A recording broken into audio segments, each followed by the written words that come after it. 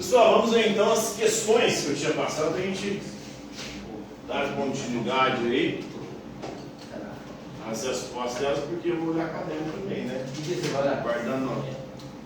Não sei que horário vai ser a prova semana que vem. Se não der semana que vem, não. Eu olho os cadernos. Vamos terminar de responder as questões aí. Qual a questão que eu tinha parado? Eu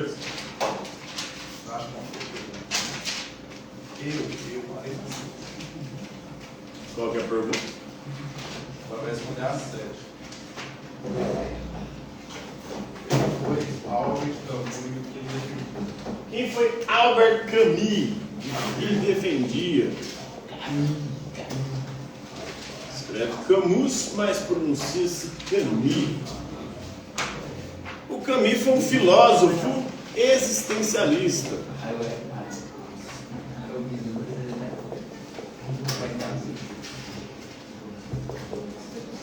Argelino, nasceu na Argélia. A Argélia era colônia francesa, mas é também considerado um filósofo francês. Viveu aí no século XX.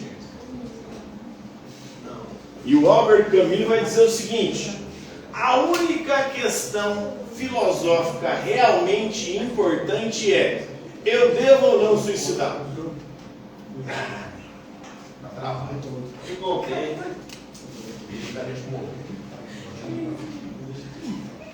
Se eu devo viver, por que devo viver? Qual que é o sentido da vida? Se é que há um sentido.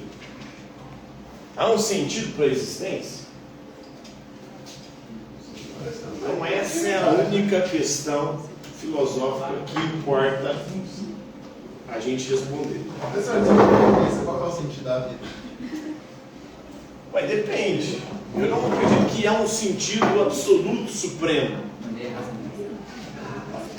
Não acredito que haja isso. Porque cada um coloca um sentido diferente. Tem gente que é religioso e acredita que o sentido da vida é Deus. Tem gente que acredita que o sentido da vida é o dinheiro, ganhar dinheiro, ficar rico. Tem gente que acha que o sentido da vida é o prazer. Pegar mulher, comer Deus e o mundo, por exemplo. É um de obra desse jeito. Então cada um tem um sentido diferente. E aí o Camus vai falar o seguinte: se cada um dá um sentido diferente para a vida, para outros é o conhecimento, é buscar o conhecimento, o saber, a verdade. Se cada um dá um sentido diferente para a vida, é porque ela não tem sentido. A existência é um absurdo.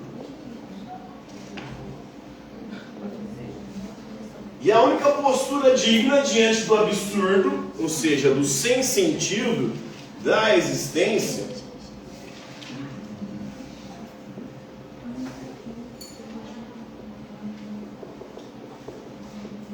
seria a revolta. Então a gente tem que se revoltar. Se revoltar contra o quê? Contra todo e qualquer sentido que queiram nos impor. E a revolta suprema é justamente viver mesmo sem ter um sentido. Porque tem gente, a vida não tem sentido, eu vou suicidar então. Eu não, mas aí você tem que se revoltar até contra isso. Porque a revolta maior é você mesmo diante de uma situação sem sentido, enfrentá-la. E assim construir o seu próprio sentido. Então é subjetivo o sentido da existência. Eu não posso querer impor para o outro, falar, não, o sentido da vida é esse, você tem que seguir. Você segue o que você quiser. Então ele não é a favor do suicídio, né? Apesar de que muitos dizem que ele pode ter suicidado. Ele mora num acidente de automóvel. Tem uma arma. E aí tem gente que fala, ele suicidou, ele jogou o carro contra a arma.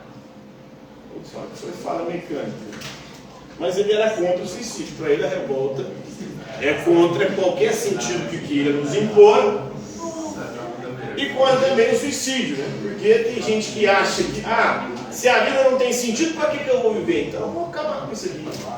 Não, você tem que se revoltar também contra essa possibilidade e desafiar a existência, mesmo ela não tendo sentido algum. E acaba que assim ele cria um sentido para a vida. Viver mesmo sem sentido. É um paradoxo, né? Um dilema, uma contradição. Próxima questão.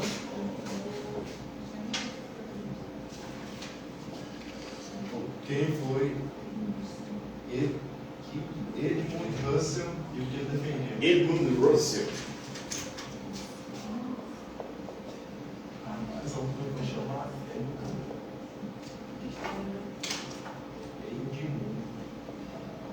Edmund Russell foi um filósofo alemão,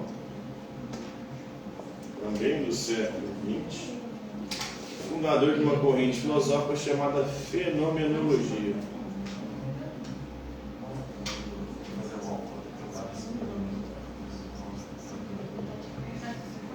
Logia é sempre estudo. Estudo do fenômeno. O que é um fenômeno? Parafelon é uma palavra de origem grega. Significa aquilo que aparece.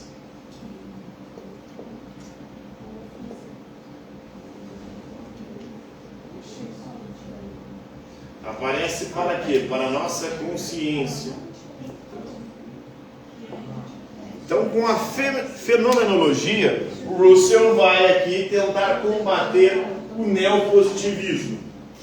O neopositivismo é uma corrente filosófica que diz o seguinte: tudo que não for empírico, ou seja, passível da gente experimentar concretamente, deve ser descartado. Ele não pode trabalhar cientificamente nada que não possa ser palpável. E por isso, por exemplo, o neopositivismo, a religião é algo sem sentido. Portanto, a ciência não deve abordar a religião. Porque ela não é algo concreto. Ela é uma abstração sem sentido nenhum. Para os neopositivistas só tem sentido aquilo que é concreto. A ciência só pode estudar aquilo que é palpável. Religião, Deus, qualquer coisa abstrata deve ser descartada do conhecimento científico. Aí o Russell vai falar que não, peraí, eu não posso abandonar um monte de coisa que o ser humano experimenta e vivencia. Então eu vou tentar resgatar as coisas tais como elas aparecem para a nossa consciência. Então eu vou abordar o fenômeno religioso. A religião é um fenômeno que precisa ser estudado. Por quê? É um fenômeno que aparece para a nossa consciência. Mesmo não sendo algo concreto, é algo que está na nossa consciência. Se está na consciência, eu posso descrevê-la, tal como eu a percebo. Então ele busca, com a fenomenologia, descrever os fenômenos.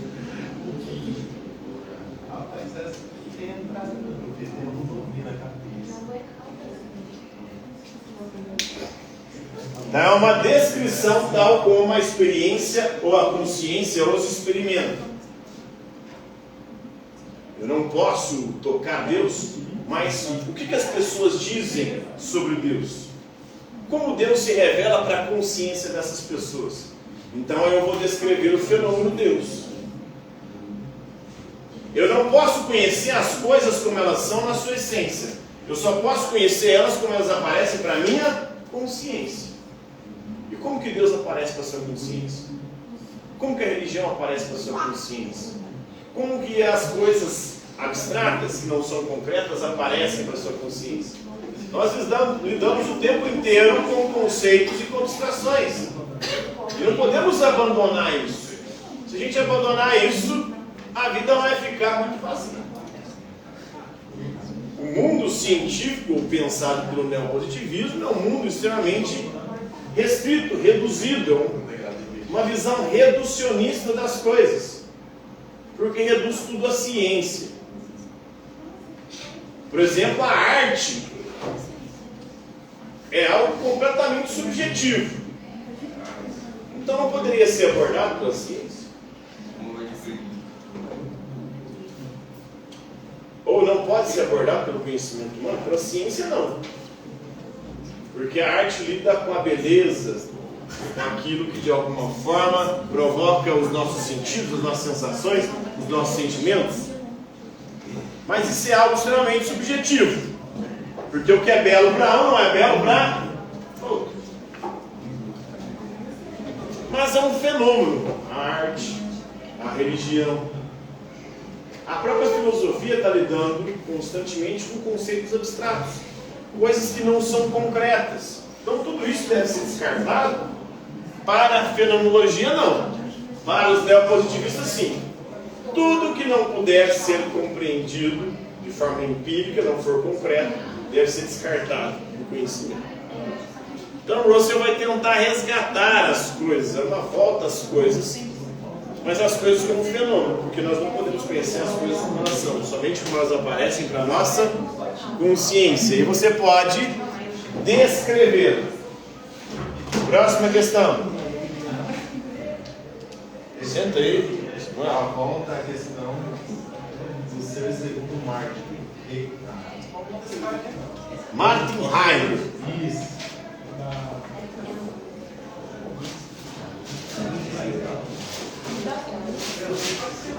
Martin Heidegger vai defender o seguinte. Deu horário aí? Deu.